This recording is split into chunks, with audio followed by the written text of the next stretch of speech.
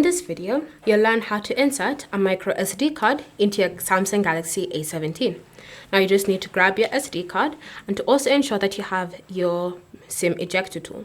Now with this SIM ejector tool, you're going to grab your A17 and simply place the ejector tool into the port of the SIM tray like so. And then once it's been placed inside properly, you're going to push down until the SIM tray pops out. And once it pops out, you just remove the ejector tool and use your fingers to drag out the SIM tray. From here, you should see the space where you're going to put your microSD card. Bear in mind, if you have a secondary SIM card added to this spot, you will be forced to remove it to put the microSD card. So go ahead and clip it into place, ensuring that the metal end is facing down.